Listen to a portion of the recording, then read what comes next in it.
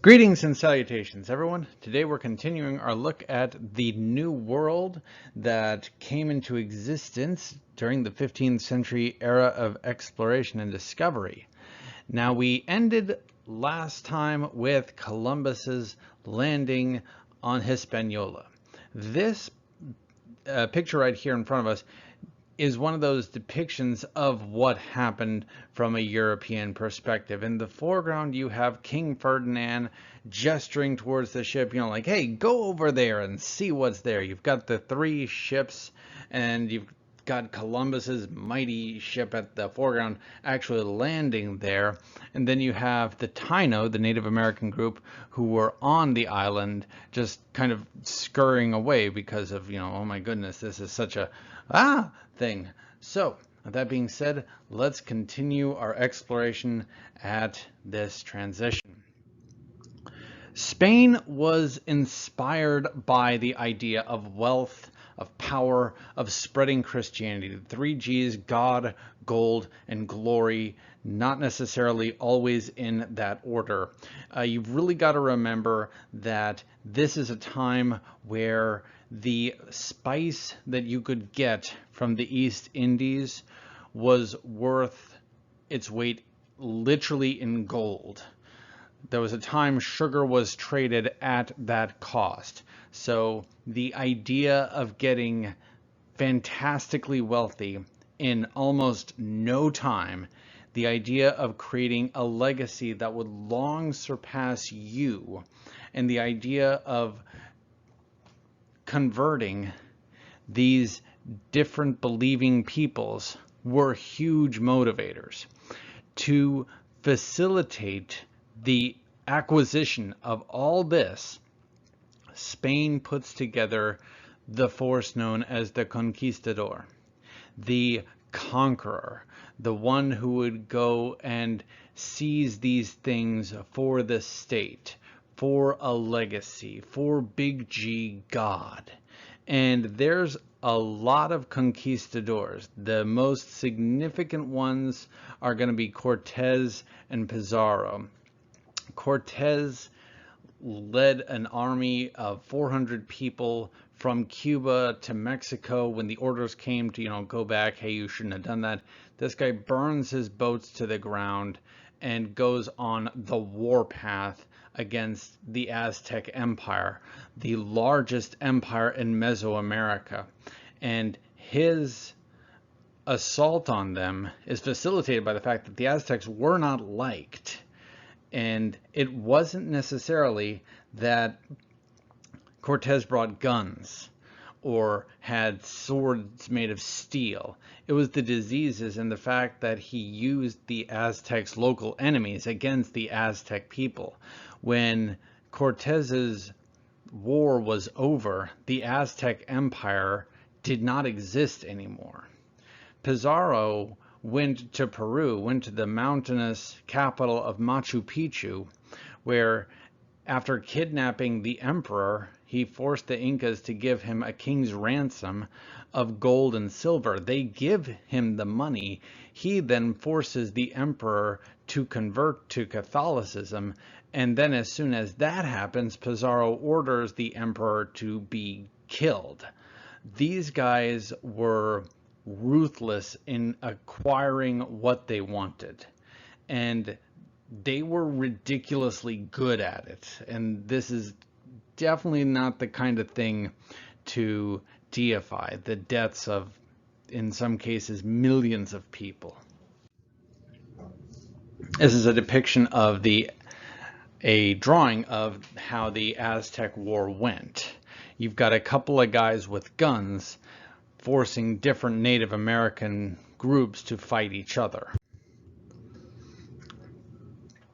When we look at other individuals, we've got Panfio de Narvaez, and this guy's expedition was definitely kind of wild.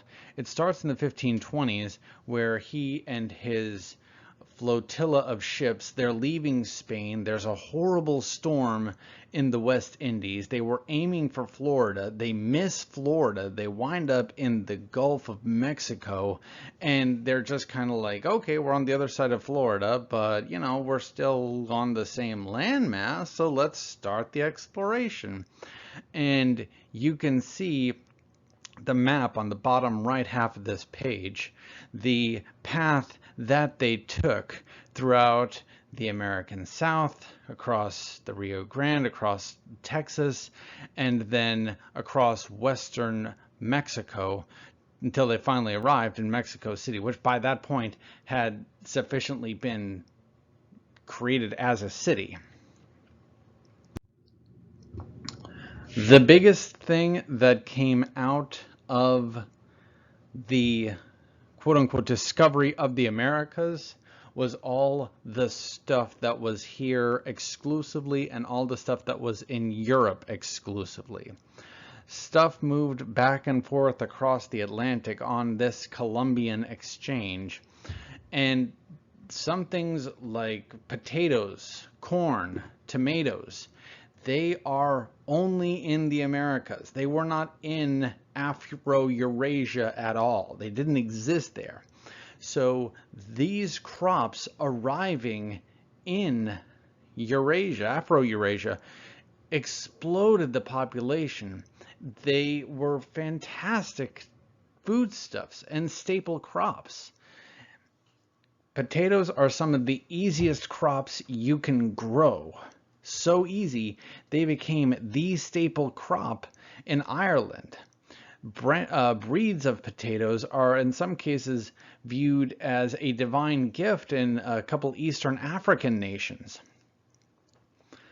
The stuff that went to the Americas include, first off, horses. Any time you think Native American and there's an image in your head of a Native American in a big feathered headdress riding a horse after a buffalo, remember, he was not on that horse until after the 15th century.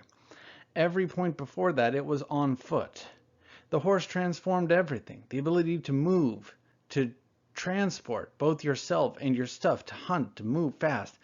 Guns did not exist, but the biggest game changer was disease.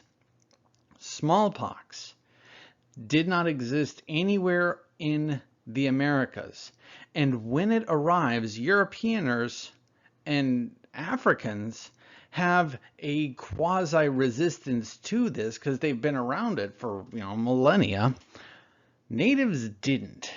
And when it starts to show up, we see that there is a population crash.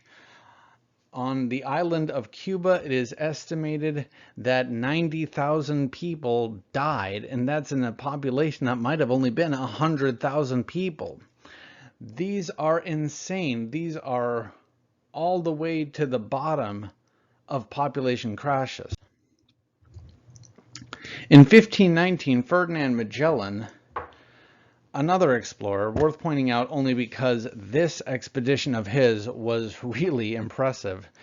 He is given the goal, find a way around the world. And you can see the chart on 1519. He leaves Spain. He gets around the tip of South America. 1520, he starts making his way towards the East Indies. He gets to the Philippine Islands in April of 1521.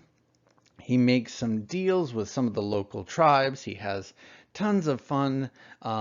He agrees to help some of the tribes fight a smaller group, and that's where he dies. He thinks, yeah, they outnumber us 400 to 1, but we've got guns and crossbows, and surprisingly, that didn't turn the tide as much as he thought it would. He died in the surf in 1521, and about a year later, his ship, which is under the control of one of his lieutenants, Elcano, actually does make it back.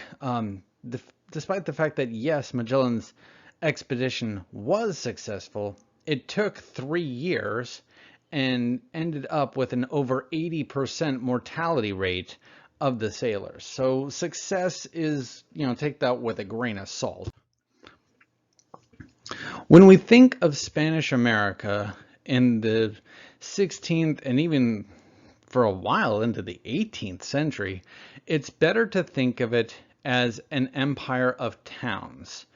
Individual towns, of cities, of establishments that are reigning over very large areas. And in some cases, these are very large areas that do not have a lot of European presence there either. By the dawn of the 16th century, the crown starts replacing the conquistadors with lawyers, with bureaucrats, with people who were more skilled at running a city, with running things the way the Spanish wanted it run.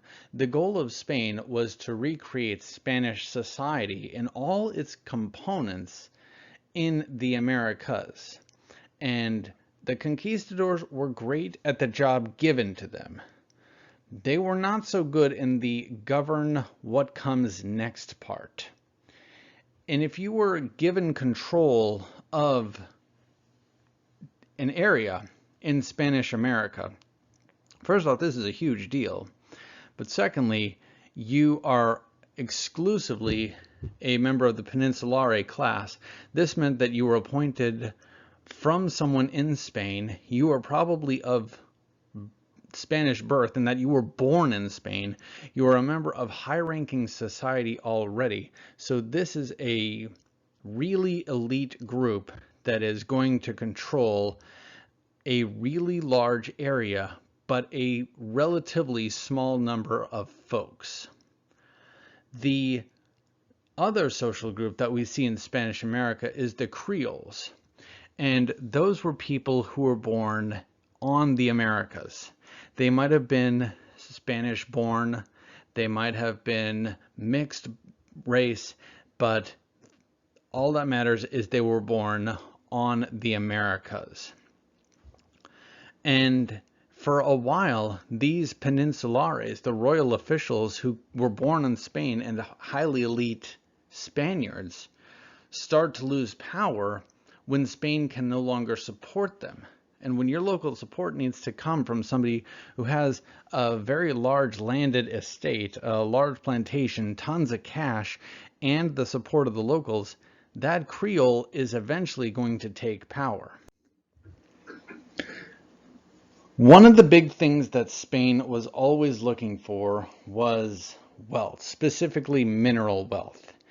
And that came to be found in the Silver Mountain, Potosi. Located in Bolivia, it is a quite literal mountain of silver. Now, mining for silver it's no fun. You're mining, so number one, you're underground. You are digging from rock to rock, looking for something that looks almost like any other rock, but maybe has a slightly different shimmer to it. And a Spanish chemist at this time came up with a way to leach the silver out of the rocks. See, prior to this, you would just take your rock that had silver ore in it, melt it down, and then extrude the slag, your junk metal, with the silver. Now, this is a long process, and it usually involves losing some of your silver anyways. What this process is it uses silver nitrate aluminum nitrate to pull the silver out of the rock, to leach it away. The problem is that aluminum nitrate also has the tendency to be extremely toxic, and handling it usually makes you go quite insane. So mining it was ridiculously dangerous work, which is one of the reasons Spain didn't like having their own people doing it. And Spain is going to start using the natives as the workforce for this.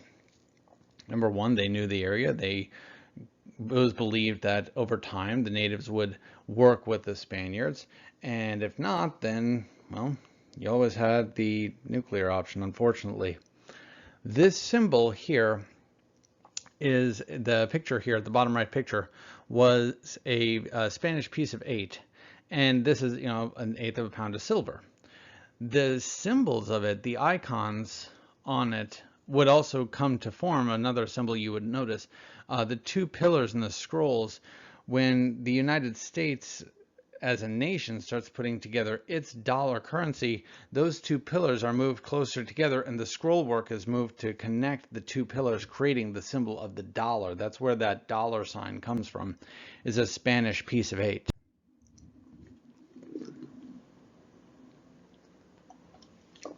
People who started coming here from Spain were initially mostly men.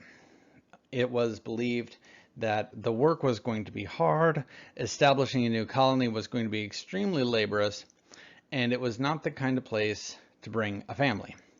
You needed someone rough and tough and somebody who could handle all the arduous adventures of this brave new world. And over time, sure, the women will join, but it created a problem. If you're only bringing men, sooner or later, your society is going to start running out of people. The decision was made, and it happened, very naturally, to start marrying the natives, and sometimes that marriage was not so consensual. The afterbirth of this was an entirely new social class, the mestizo, the blended person of European descent and native descent. Spain believed, and they really hoped, that over time this mestizo class, this mestizo group of individuals, was going to be the backbone of their new Spanish empire here in the Americas, and that it would solidify their position here. Over time, they really weren't that wrong. Spanish America would become this amalgamation of native persons, Spanish-born Africans, blending together, and created this uniquely mixed culture, the melting pot that would become. We also see the creation of the casta, and this was the social breakdown of society in Spanish America. The idea that people of different ethnicities, of different social orders, mixing together created different racial profiles. And over time, those different groups would be in charge of everything. And this poster came right out of Spanish America in its 16th century, saying these are the 12 different casta groups, the different social orders that were acceptable during this time. Now, with the discovery of the Americas and all that came with it, the realization of, oh my goodness, this is game changer type of situation. And it didn't take too long before two exploration groups, the Spanish and the Portuguese, start butting heads with who controls what.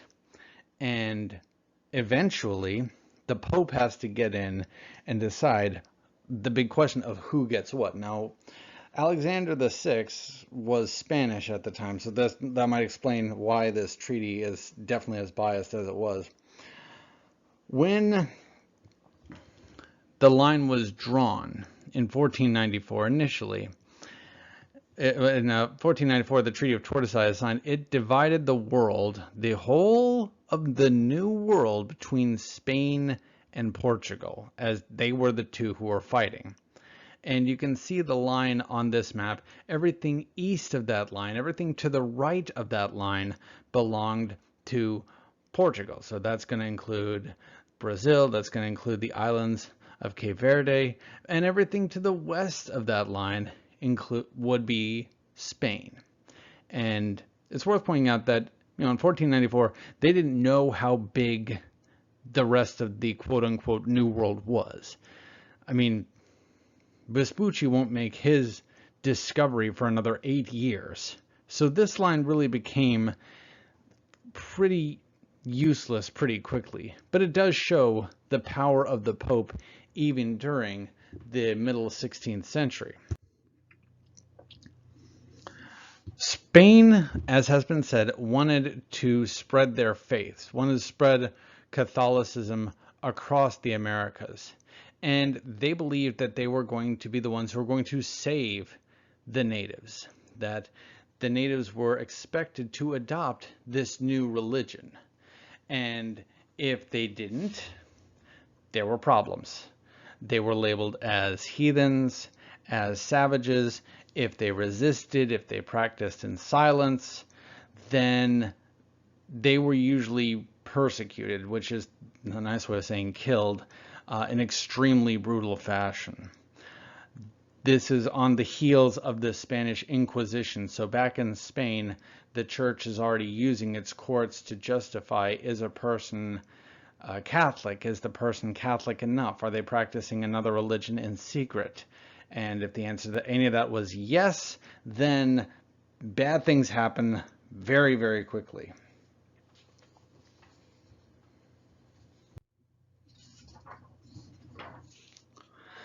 Despite the fact that the natives were treated as bad as they were, there is pushback to treat them less terribly. And the biggest proponent of this was a monk, a Franciscan monk named Bartolomeo de la Casa. And in his works, in his writings, he says, these are people. These are, and there was even a question, are Native Americans people? Do they belong to Homo sapiens? Are they humans? And he detailed the savagery that was being taken upon Native Americans, the stories of being forced to convert versus being set on fire, of having wild dogs being sent to attack children, of being basically as bad as you can imagine. Yes, that was being done. And he brings to light, for a lot of people in Western Europe who don't know how bad it is, what's actually happening. And this would go on to create the Black Legend, the idea that Spain, and this was very true, the truth that Spain had used violence against the natives in this extremely terrible way to conquer and expand. And later groups would even justify, well, Spain did it, so I guess it's okay for us to do it too. And that was not a good idea. And here you've got the different ideas of benign nature of Spain. In that top left, you see the monks, and they're praising and they're worshiping and they're building cities and all that good stuff. And then in the bottom right, you've got conflict nature of Spain, where you have horrible savagery being depicted upon native folks. De la Casa's work did work, and that's wonderful.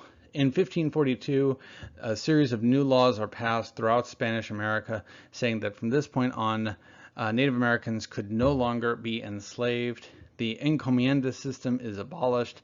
This was a system that said, yes, you are totally free, but for a certain part of the year, you have to go work on this guy's hacienda, you have to go work on this guy's estate, and he gets to keep all the work that you do for him. And if you don't do it, then you're either going to have to pay this giant tax or die. So not a great alternative.